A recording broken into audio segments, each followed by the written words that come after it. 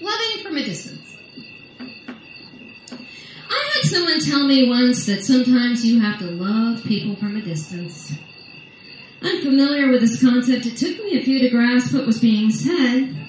It's like when you still love your brother who's in jail. It's like when you still love your ex because they are the other parent to your wonderful children. And today, it was me calling you on your shit. Baby, I love you, but I really don't like you right now. You were right. You can be an asshole. I told you how what you did made me feel, and you were all like, if you can't handle me, you can just go. And I don't care what you do. Well, we both know that you do care. And I'm leaving because that's no excuse for your bad attitude. And you can call me. Yeah, when you get over yourself, and we'll see where we're at then. Ah, yes. Loving from a distance. This week, it was saying goodbye to a friend who passed. One who I will always remember and who will live in my heart forever. We were family. Co-worker chosen family. We backed each other up, held each other's hands, bailed each other out, and had a hell of a lot of adventures. Got each other through all the political bullshit, consoled each other through breakups, celebrated each other's makeups, and were a totally bad influence on each other in the absolutely best way ever. It's keeping a candle lit, a long ago recorded voicemail, a 20-year-old birthday card. It's honoring and cherishing memories, what is and what was. It's loving from a distance.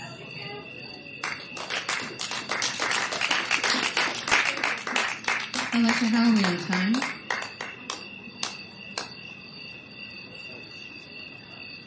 I feel like I'm cutting into Stephen's time, so I'm going to cut a couple things. You said you're fine. Okay.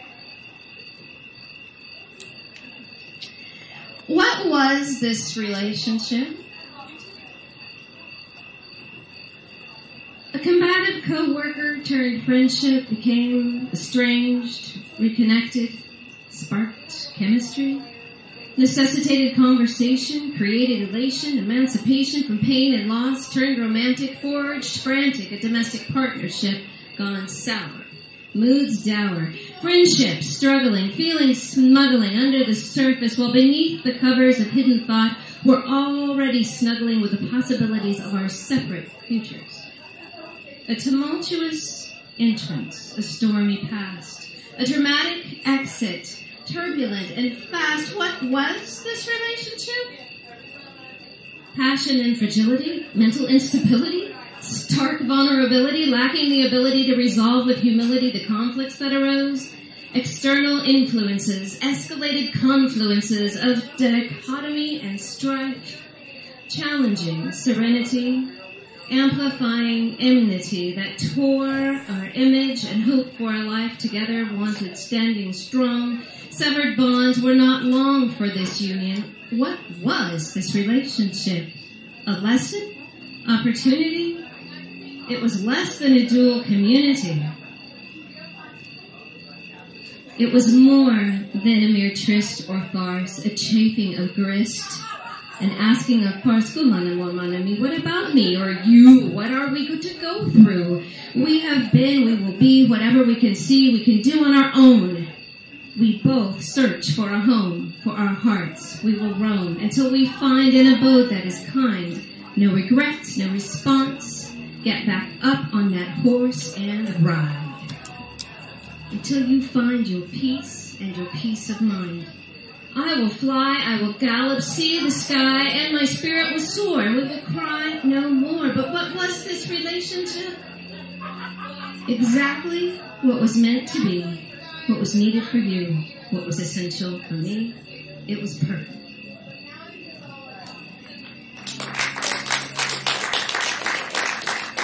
My world versus your world. You said, my world is not all pink, fluffy rainbows and unicorns and none of that airy-fairy live and let live crap. When I asked what your world was, you said, it's a world where there's retribution. There's consequences, baby. There's consequences. Hair slicked down and back, walking fast with purpose and attitude. I get revenge, you said. I wait. In my world, that's karma. I walk with purpose all the time. You said I was a coward.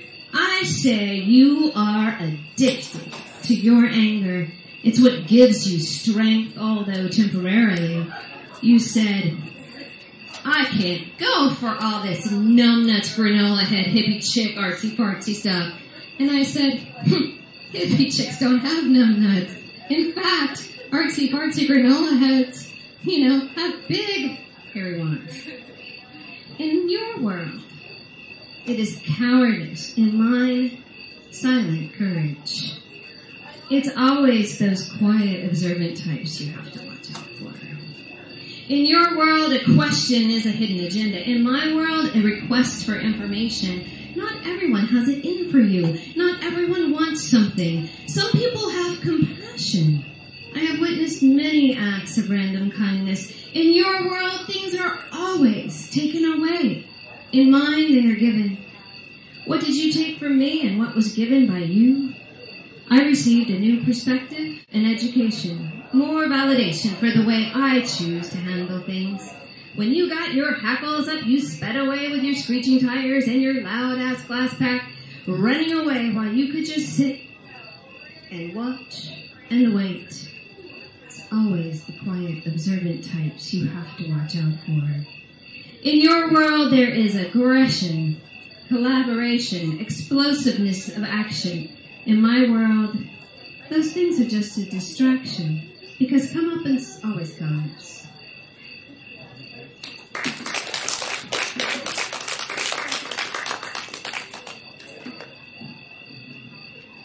Okay, I have 2 more. And they're funnier ones. I know I've kind of gotten off on a tangent. How many of you in the audience are writers? Okay, 3. Thanks for saying it loudly. And how many of you have had writer's block? Oh yeah, it happens, and it usually happens in the weirdest way. These are 2 poems about writer's block. Writer's block. Nothing. I got nothing. Thinking about nothing. Can't write anything. Want to do something? Just really tired staring at nothing. Tired of nothing. Want to write nothing. Want to say something. Swirling around one thing. Thinking about that thing. Coming up with nothing. Want to do one thing. Can't think of something. Can't think of one thing. End up doing nothing. Nothing. I got nothing. And I want to write something. And I'm going to write nothing. So, here's more nothing. When you got nothing, you got something. You may even have one thing that sounds like something to someone who likes nothing. They may love the one thing that you can't find, grasping, hoping for something. Just even one thing would be something instead of nothing. Still want to write something, put down even one thing that is bigger than that thing that ends up nothing. Inspiration lacking, creativity slacking, boredom smacking, just don't end up snacking. Dredging up angst, giving some thanks for not the asking, all result is masking as nothing. Still got nothing. Want to write something, even that one thing that might make your heart sing, might make my bells ring, might make a ball ping, hammer, slammer, windjammer, yeah, gotta find something. Want to put one thing down to say, I can bring more than just nothing, and then nothing. I got nothing, and I really want to write down something. One thing, that thing, anything at all. When I can't write, I end up feeling really small. It's nothing. I got nothing. So I end up singing nothing.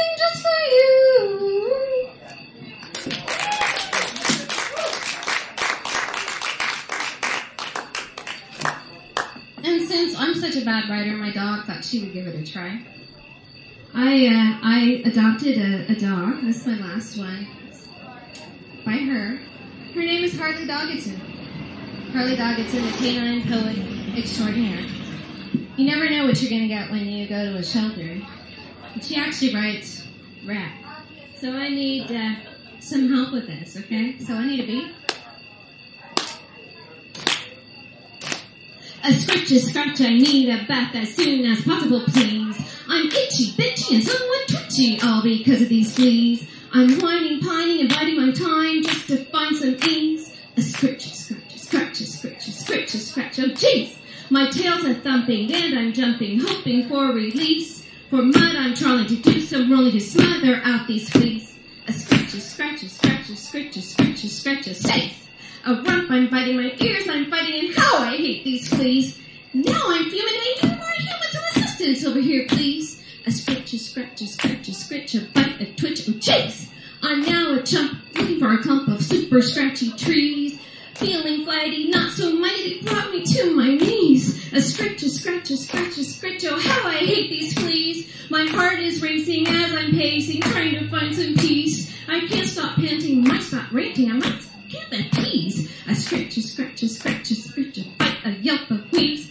Scrapper, I'm fetching to do some retching, when's it gonna freeze? And I cry in frustration, I lie in frustration, I can't go on with these. A scratch, I need a bath as soon as possible, please. A scratch,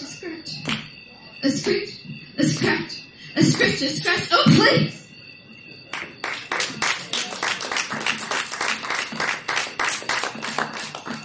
Thank you for listening.